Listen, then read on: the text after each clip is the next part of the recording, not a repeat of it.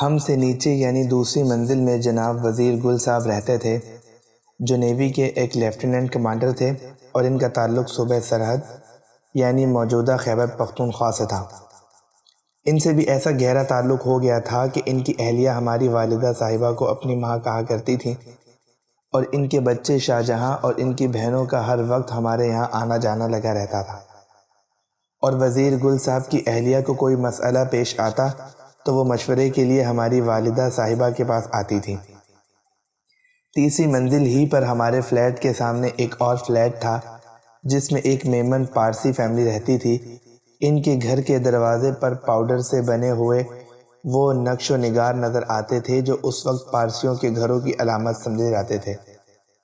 پہلی منزل پر سہارنپور کے ایک مہاجر سرکاری افسر آباد تھے، اور زمینی منزل پر ادھیڑ عمر کا ایک انگریز جوڑا رہتا تھا۔ انگریز مرد ایک ہاتھ سے معذور تھے، اور ان کے گھر کے آگے ایک کھلی چھت والی پرانی سی کار کھڑی رہتی تھی جو اپنے مالک کی خدمت کرنے سے زیادہ ان سے اپنی خدمت لیتی رہتی تھی۔ چنانچہ ہم بکثرت دیکھتے تھے کہ جب انہیں شام کو کہیں جانا ہوتا تو وہ تقریباً دوپہر سے ہاتھ میں اوزار لیے کبھی اس کے بونٹ کے سامنے کھڑے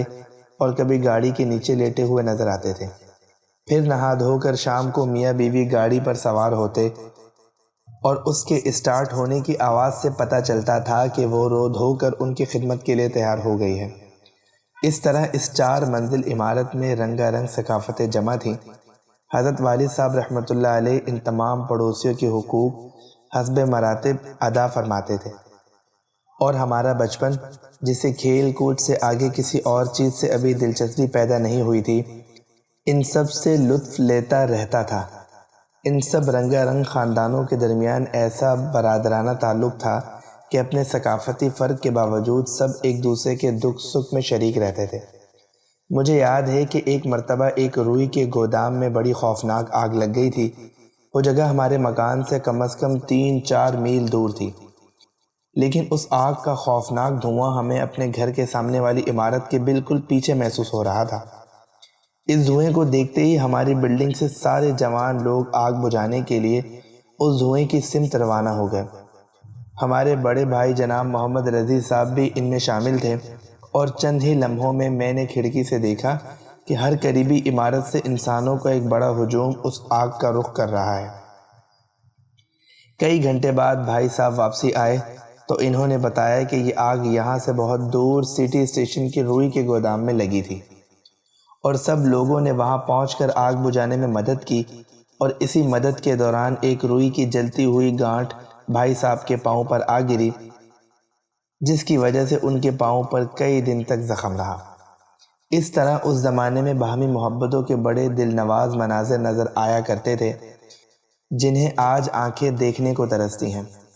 لیکن ہمارے والدین کے لیے یہ بڑے صبر آزما دن تھے۔ 3 مہینے کے لیے تو حضرت والد صاحب، حضرت مولانا مناظر احسن گیلانی اور ڈاکٹر حمید اللہ صاحب دستوری سفارشات کی رپورٹ تیار کرنے میں مصروف رہے، جس پر کچھ اعزازیہ مل جاتا تھا، لیکن اس کے بعد ان کا کوئی ذریعہ آمدنی نہیں تھا۔ جو 4 بیٹے ساتھ تھے وہ سب کے سب کمسن تھے، اور ان کا سب سے بڑا مسئلہ تعلیم تھا، اور انہیں کسی قابل ذکر کمائی کے کام میں لگانا مشکل تھا۔ اس کے بارے میں اس وقت یہ سوچا گیا تھا کہ نقد رقم کو سفر میں ساتھ رکھنا مناسب نہیں،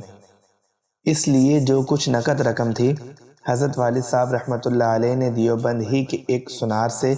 اس کے ذریعے ایک سونے کا گلوبند بنوا کر حضرت والدہ صاحبہ رحمۃ اللہ تعالی کو پہنچا دیا تھا، جب ضرورت پڑے اسے بیچ کر نقد رقم حاصل کی جا سکے۔ چنانچہ جب آمدنی کی کوئی اور صورت نہ رہی تو اس گلوبند کو بیچنے کے لیے کراچی کے ایک سونار کے پاس لے گئے۔ اس نے سونے کو کسوٹی پر رکھ کر بتایا کہ یہ سونا ہے ہی نہیں، اور جس سونار سے یہ گلوبند بنوایا گیا تھا اس نے دھوکہ کر کے شاید پیتل پر سنہری پالش کر دی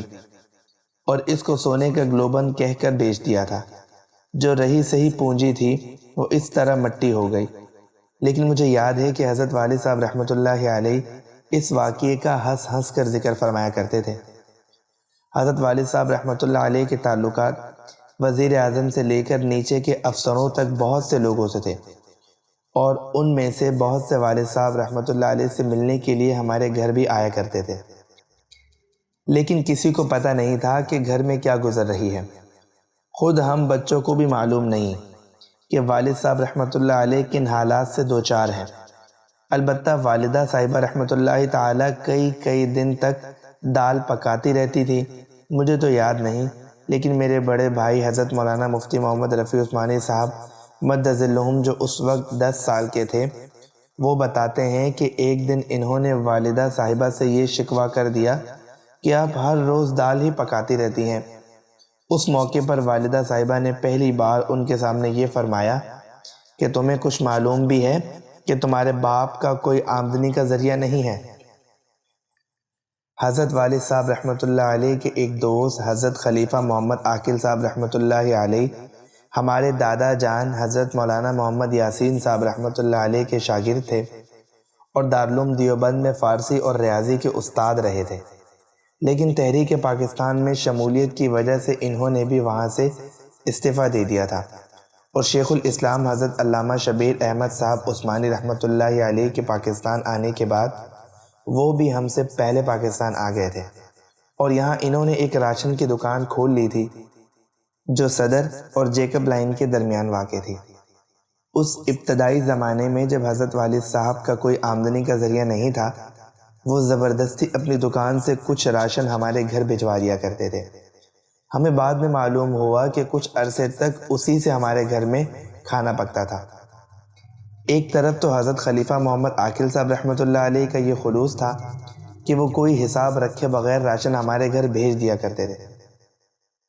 اور دوسری طرف حضرت والد صاحب رحمۃ اللہ علیہ کی یہ معاملات کی صفائی تھی